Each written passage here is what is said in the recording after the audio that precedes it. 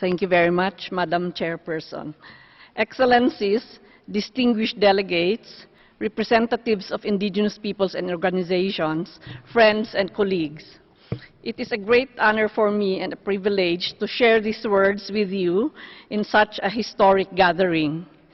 Today, I would like to provide some reflections on the various and important themes that this working group will be examining in accordance to the mandate granted by the Human Rights Council in Resolution 269. These reflections stem from my experiences in working with indigenous peoples in all parts of the world, first as an indigenous rights advocate, then as a member and chair of the Permanent Forum on Indigenous Issues, and currently in my capacity as Special Rapporteur on the Rights of Indigenous Peoples. Madam Chairperson, indigenous peoples have been at the forefront of discussions regarding the human rights abuses committed by corporations since the 1970s. For decades, indigenous peoples have been victims of corporate activities in or near their traditional territories, which have depleted and polluted their traditional territories without their consent, putting many peoples at the verge of cultural or physical extinction. Today, little has changed in relation to this situation. As reflected in the communications I have received in my capacity as Special Rapporteur, indigenous peoples and other local communities continue to suffer disproportionately the negative impact of corporate activities, while community leaders and activists suffer a true escalation of violence on the hands of government forces and private security companies. Many of the displacements of indigenous peoples from their ancestral territories and the extrajudicial killings of indigenous activists usually happen in communities where there are ongoing struggles against corporations. My predecessor in the mandate, Professor James Anaya, concluded that extractive and other large-scale corporate activities constitute today one of the most important sources of abuse of the rights of indigenous peoples in virtually all parts of the world. The adoption by the Human Rights Council of Resolution 269, establishing this working group, represents a significant development. The United Nations responded to calls from around the world, including the persistent appeals of indigenous peoples, to strengthen the architecture of international human rights law in order to adapt further to the challenges posed by corporate-related human rights abuses. While the global economic trends are increasingly characterized by dominance of corporations, their role extends beyond the capacities of any one national system to effectively regulate their operations. The issues at stake are global, and so should be the response. In one of my first statements after my appointment last year, I welcomed the adoption of Resolution 269, where I said that this will be a much-needed step towards ensuring that gross human rights violations against indigenous peoples that involve transnational corporations and business enterprises become a thing of the past. Madam Chairperson, you mentioned in your invitation letter to me to speak before this historic session that the high levels of impunity of corporate misconduct and the lack of procedural remedies for victims is still a concern and requires and deserves full attention. Indeed, such impunity could be prevented at all costs, and the need for a stronger instrument to address this cannot be overemphasized enough. Too often, those whose human rights are affected by operations of businesses for too long consider the externalities of business activity are left without any real access to effective remedies, and often states themselves are without the requisite tools to hold corporations accountability where needed. This is a matter which concerns me the most because the weaknesses of states, corporations, and the United Nations in providing effective remedies creates desperation and hopelessness, which provide the fertile ground for the operations of criminal transnational syndicates. An internationally legally binding instrument on business and human rights could contribute to redressing gaps and imbalances in the international legal order that undermine human rights and could help victims of corporate human rights abuse access remedy. I acknowledge that some progress has been achieved in the area of human rights and business in recent years. Notably, the adoption by the Human Rights Council in 2011 of the UN Guiding Principles on Business and Human Rights marked a significant step forward, particularly by clarifying many elements of the state duty to protect human rights from business-related human rights violations, and acknowledging also that businesses themselves have responsibilities to respect human rights. The three pillars on which the guiding principles are based, the protect, respect, and remedy framework, identify the respective responsibilities that pertain to the various actors. I fully concur with the opinion expressed by the High Commissioner for Human Rights in one of his statements. The search for a new international legal instrument and the implementation of the guiding principles should not be seen as contradictory, but rather complementary objectives. While we continue searching for viable alternatives to fill existing accountability gaps, the principle should continue to be used as an interim and still developing platform for advancing in the prevention and remedy of human rights abuses in the context of corporate activities. Madam Chairperson, the mandate established by Resolution 269 is highly relevant and necessary. Corporations are key actors in shaping and influencing economic, as well as political, social, and cultural issues, activities, and frameworks all over the world, including production and consumption patterns and livelihoods of communities. While the global economic trends are increasingly characterized by the dominance of corporations, their role extends beyond the capacities of any one national system to effectively regulate their operations. As foreign corporations are benefiting from an international protection regime that is consolidated through rules under bilateral investment treaties or free trade agreements and other regional arrangements.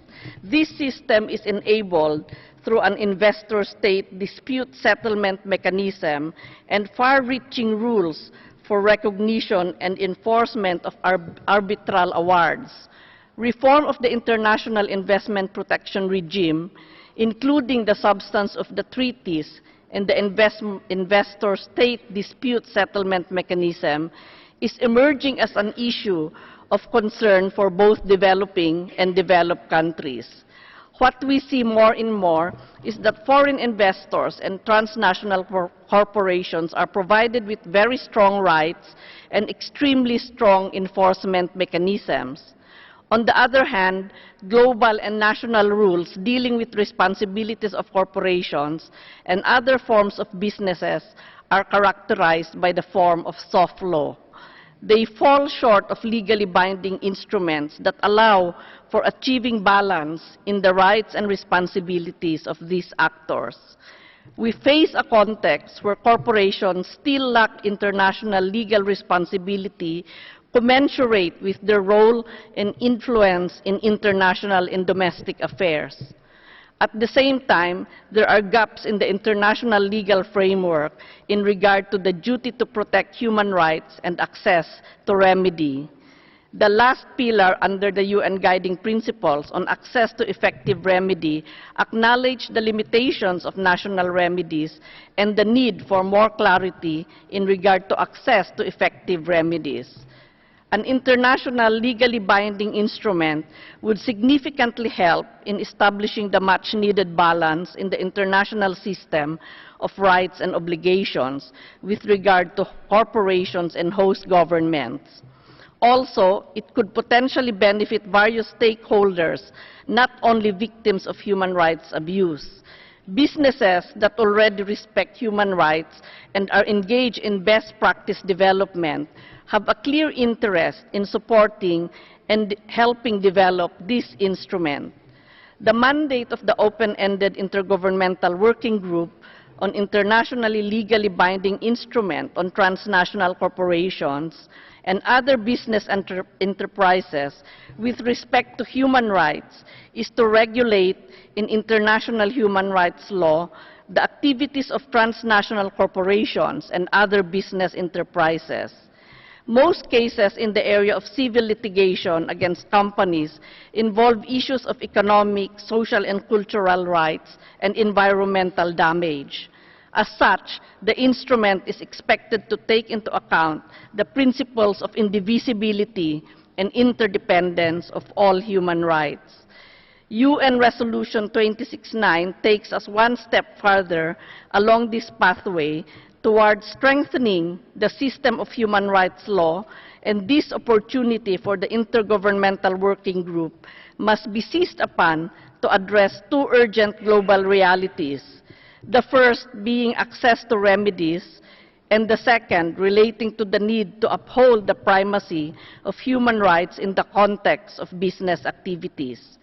At the present time, the ability for communities and people affected by corporate human rights violations to access to remedies is very weak, and such remedies do not even cut across all jurisdictions. At the same time, in many cases, corporate human rights violations touch upon the interests of more than one country's jurisdiction. In this sense, for the Intergovernmental Working Group to make real advances in providing access to effective remedies, the future legal instrument must clarify the extraterritorial obligations of states to ensure access to effective remedies within all states that are connected to the corporations in question. Fortunately, the Maastricht Principles on extraterritorial obligations of states in the area of economic, social, and cultural rights go a long way to clarifying the application of law in this context, and will provide a powerful resource for the Intergovernmental Working Group to call upon for guidance. A second key opportunity for the Intergovernmental Working Group concerns the possibility for a new international instrument within the context of business activities to reinforce the fundamental principle of international law, which recognizes the primacy of human rights above all other systems of law. As recognized by the Committee on Economic, Social, and Cultural Rights in their 1998 Statement on Globalization, I quote, "The realms of trade, finance, and investment are in no way exempt from these general human rights principles," unquote. The global reality for many communities, as well as states from all parts of the world, is that corporations today have the ability under international trade and investment law to sue states when they pass laws that aim to improve human rights and environmental protections. In this context, the international community is failing to realize the guarantees of the international human rights regime. The work of the Intergovernmental Working Group can also benefit corporations by producing a level playing field for investment across all states. In this sense, the working group has the opportunity to develop standards for all states that codify within international law the regulatory advances being made within some jurisdictions on a piecemeal basis. Providing this type of regulatory clarity and certainty within international human rights law provides a uniform approach which will benefit all corporations. This advance would also undermine the practice of some corporations to seek out for investment jurisdictions with weak regulatory environments, thereby creating negative incentives for other corporations to do likewise, resulting in what some refer to as the race to the bottom. Similarly, for states, this advance in international law would also undermine the ability of their counterpart states, weakening their regulations, at the same time exposing their populations to human rights violations in the process of attracting investment. Madam Chairperson, this brings me to a crucial question. Any discussion on an international legal instrument regulating the responsibility of corporations, corporate actors in relation to human rights should not divert the attention of the important responsibilities that pertain to states in fulfilling their obligation to protect their own citizens against corporate activities. Unfortunately, more than ever, states are silent witnesses or victims of corporate abuse, but they are also, either by action or by omission, responsible to a certain extent in these abuses. The line that separates corporate interest from state policy is sometimes blurred. An internationally legally binding instrument would go some way to establish balance in the international system of rights and obligations with regards to corporations and host governments. It would benefit states in their human rights obligations in relation to corporate activities. Businesses that already respect human rights and are engaged in best practice development would also benefit and have a clear interest in supporting and helping development this instrument. In this connection, I hope that the discussions in this forum will also contribute to make concrete progress in this regard. Madam Chairperson, today I would like to recall the spirit of consensus building underlying the guiding principles and to appeal to all participants, including member states and civil society actors, to revive this spirit. Nobody should feel estranged from this process. I am encouraged to see representatives of indigenous peoples and organizations, and I hope that adequate room will be given to their participation in future sessions of the working group. Finally, Madam Chairperson, I would like to conclude by reiterating my gratitude for the opportunity to address the distinguished members of the Intergovernmental Working Group and all who are present. As I wish you all success in your discussions this week, I would like to remind you that we should not lose sight of the ultimate objective of this exercise, which should not be other than strengthening the protection of human rights against abuses committed in the context of corporate activities. For indigenous peoples, as well as for many other human communities of this world, the issues at stake are just too high. Thank you, Madam Chairperson, and to all for your kind attention.